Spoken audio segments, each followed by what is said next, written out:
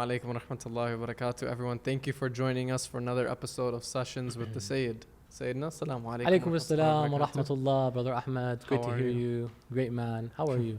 Alhamdulillah. It's Alhamdulillah. good to have you here. Alhamdulillah. So for this episode, we're going to talk about the importance of having good communication. So everyone knows that having good communication is key in many aspects in our lives. This would mean that it would also be key in Islam as well. In Islam, how is good communication highlighted? Taban, communication is something that is highly prized. And if you look at any job application, you always see what, Ahmed? Communication is key. Communication skills, a very good communicator. It's not like you can go to school for that, although there are degrees for communications and classes, but you can't really find a way to make someone who is not a good communicator to a good communicator overnight. It takes practice. Many people are just predisposed. It takes confidence, genuinely. So in that case, communication is something desired everywhere, in work, in relationships, in fields that go beyond, society, religion, anything really. If you can communicate your point of view and perspective across, that is something praised. Why? Number one, in any time of history, you always see that the most cherished individuals were people that were master orators. Plato, Aristotle, these people were master orators. Until today, we're talking about them. People that were almost like khutaba, and the very point of being a communicator is someone that can get their message across. That's why every single prophet of God was a master orator, because that's literally the word Rasul. Now, not every prophet was a Rasul, but every Rasul was a prophet. And the term Rasul, messenger, means you have a message, Risala, Rasul, from the Risala, Rasul. When you have a message and you have a bad way of delivering the message, you have flaws in your communication skills. So we can kind of tell that throughout the dawn of time till today and in the future to come, communication has always been something people look for in regards to success in any field. One of the reasons why relationships don't work is always, you have bad communication. If only you elaborated this. If only you said this earlier.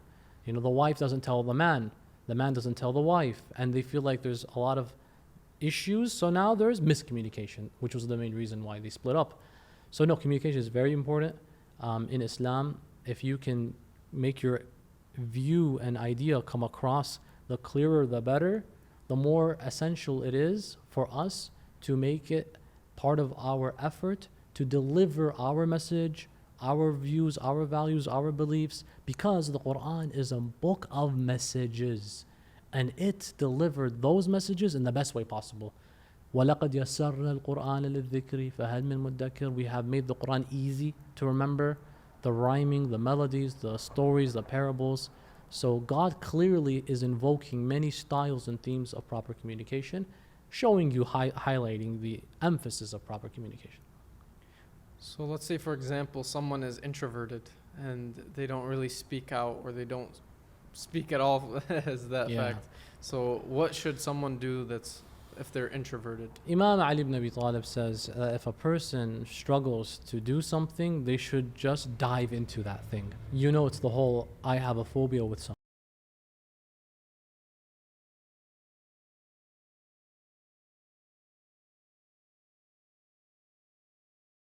To alleviate such concerns, they tell them, go visit a zoo. Yes, you're surrounded by that which makes you uncomfortable, but at the very least, you have now confronted your fears, making it more easy to address the next time you find yourself in this situation. In this context, it would be find yourself in an opportunity, even if it's a makeshift opportunity, make a scene where you are talking to the mirror and you're talking to the person in the mirror. So you're introverted, right? You want to become more extroverted.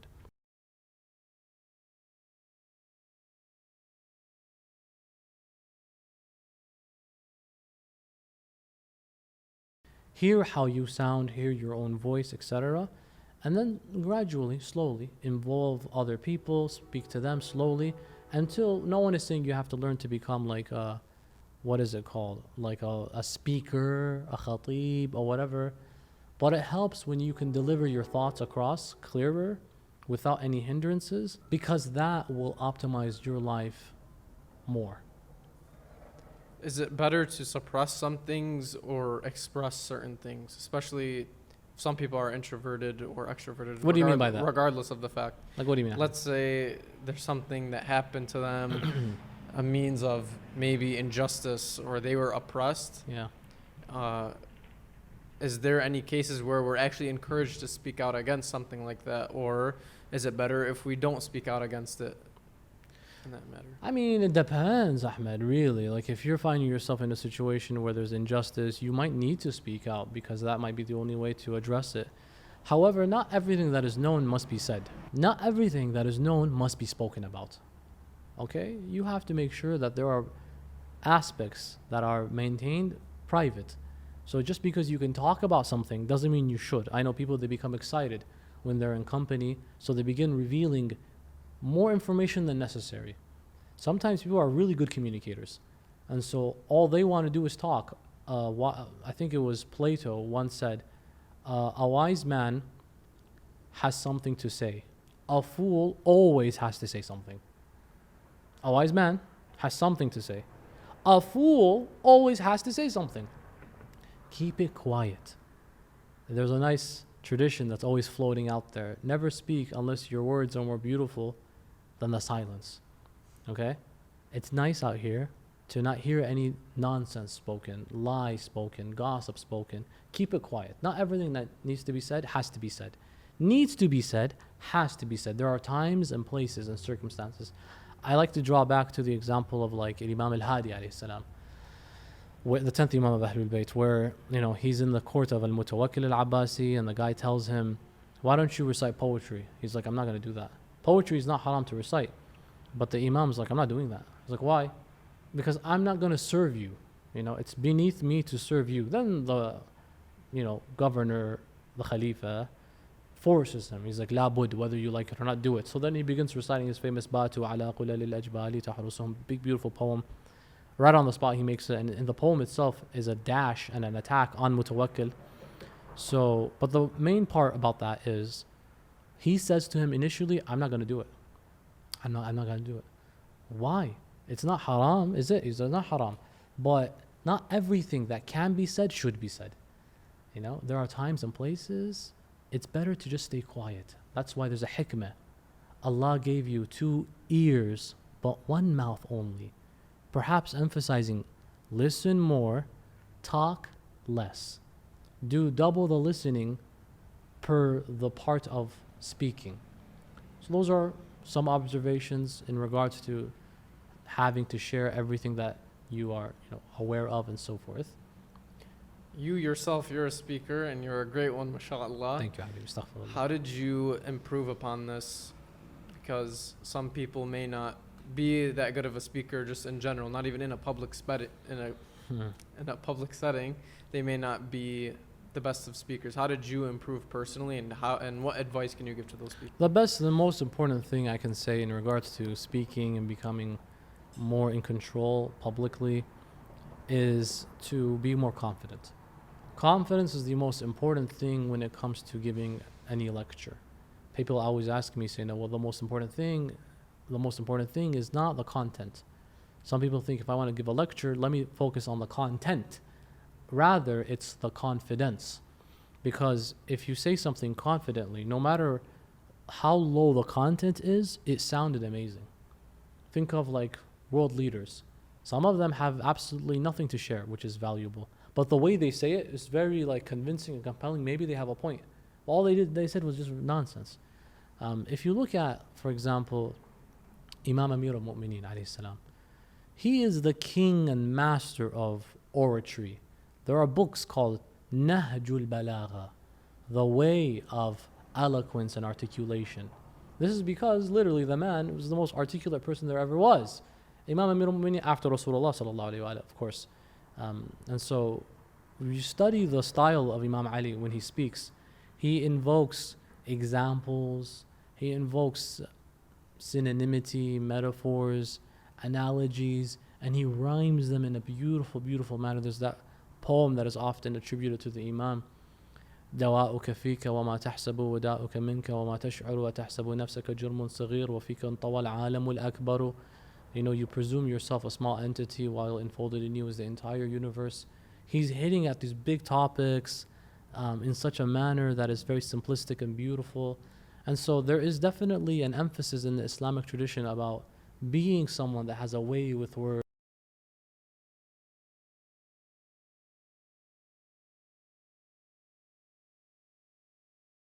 Speak. I was 16 years old when I started, and at our center. So, and I would only do it on the days my dad had his lectures.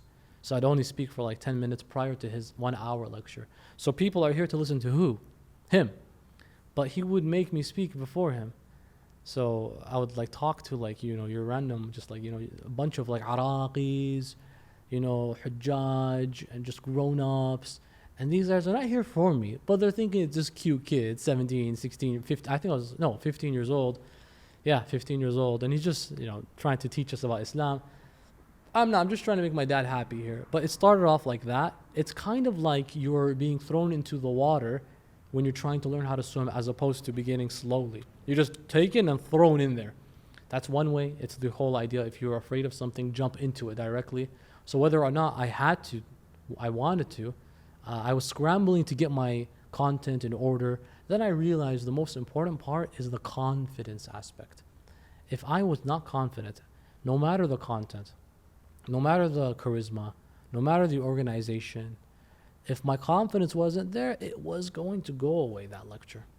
Yeah, so there's even a guy that I once heard him say, you know, I fake it. I fake till I make it.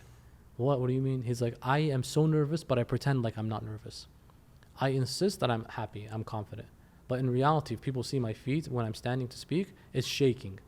I am just nervous. And I gotta admit, sometimes when, alhamdulillah, I don't get nervous anymore. But that comes with experience, man. Years come by and go by, and you always take an opportunity to be out there. It will help you improve if you get more experience, inshallah. So it's not going to be perfect your first time out. It never is perfect. Like even till today, you know, there are times if you ask me, are there things you said you wish you never said? I would say I said everything with the right intention. And I never said anything with an intention that was not appropriate. But now in hindsight, I wish now that I know this, I could have done that better, said that in a different way. There are ways to say things. Like on the minbar, there are words you don't use. You know, there are words you just don't use. Yeah. Even though in this context, I'll use them. So for example, sometimes you might say things such as, let's say if we're talking about like private aspects, you know, private parts, bathroom, washroom, shoes, what is typically considered something that is unclean. For the minbar, you need to find a different word for it.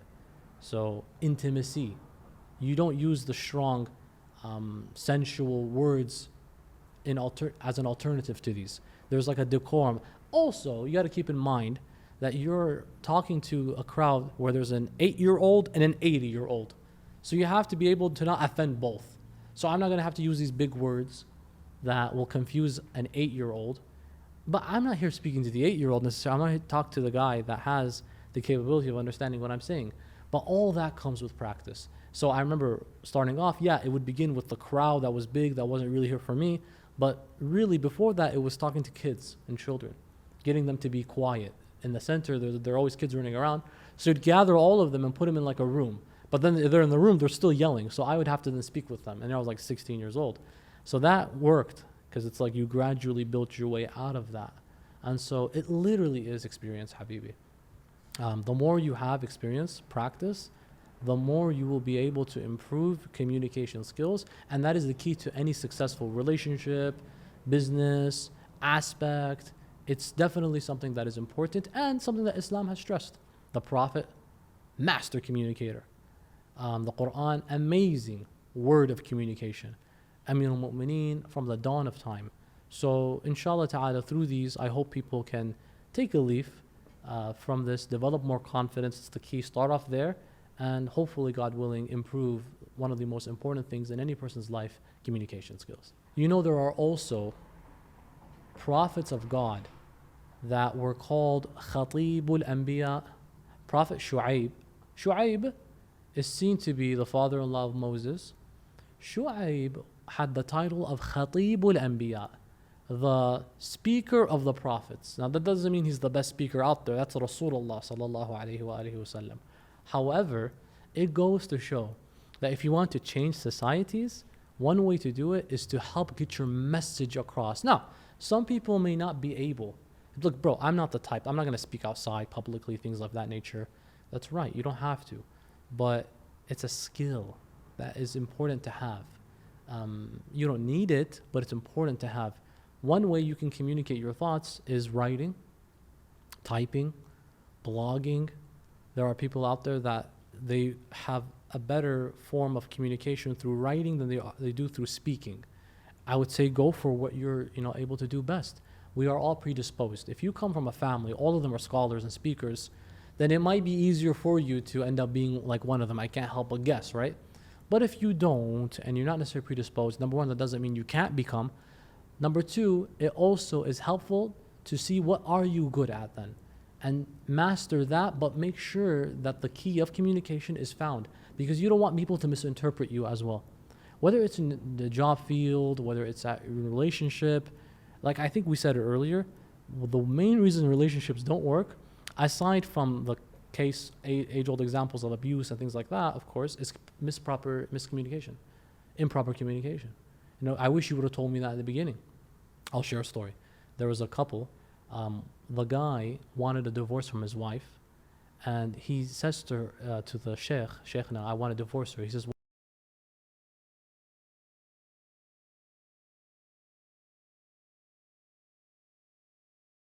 painting a portrait of him that's autographed by him. I later realized that she signed it herself. It wasn't really autographed. And so he's like, you want to divorce her over that? He's like, Sayyidina mu Shaykhna, it's whatever, it's a big deal to me. So then he calls the wife. He says, wife, what's this all about? She says, listen, he's also fake too. Like, what did he do? She says, he gave me the wedding ring. The diamond is fool's diamond. So he tricks her and she tricks him. If both of them came and communicated and said, hey, listen, I can't afford a diamond right now. Is this fine? The lady comes and says, listen, I can't afford an actual signed. Can I just give you the thing? I'm sure both of them would have been happy. But now both wanted a divorce. In that meeting, by the way, they managed to resolve it and realize, okay, since you both wronged me and I wronged you, let's let bygones be bygones. But the key here wasn't the autograph fake signature or the fake diamond. It was improper communication from the beginning. Just share it from the beginning. Look, I can't afford this, so can we compromise? She would have been like, fine, I don't care. Because my relationship is not contingent to a wedding band, a wedding ring. That doesn't matter to a very decent wife. She shouldn't care about that. But if you're then going to come and insist that it's real when it's not, it might be a big deal. Of course, this isn't grounds and merit for divorce. We wouldn't encourage that. But it's still a shortcoming. That could have been solved by proper communication. At work, the boss could say something like, why were you late, and gets really mad at you, and you stay quiet. When in reality, had you told him the actual excuse, I was sick, there was traffic, these things people understand. Because what do people usually assume? The worst. The husband assumes she just decided to deceive him. Not that she just wanted to make him happy, but she couldn't really afford the real autograph signed. The boss assumes that this person is just complacent. Not that they actually genuinely had issues that were out of their control. What's the solution to all of that? Huh? Better communication. Just communicate it, bro. Just speak. Be like, listen, man. Listen. Life doesn't come in my control. But I'll tell you. I'll let you know. So the more we can learn to open up, the prophets of God, they are people that taught us, speak your mind. Whenever you see injustice, speak out. This is a quality every person should learn to develop, inshallah ta'ala. Thank you so much, Sayyidina, and inshallah we can learn from you and improve upon our speaking and communication skills, just like myself as well. I would love to learn from you. Habibi, we learn from each other. We learn from each other. Life is always a journey of learning from one another.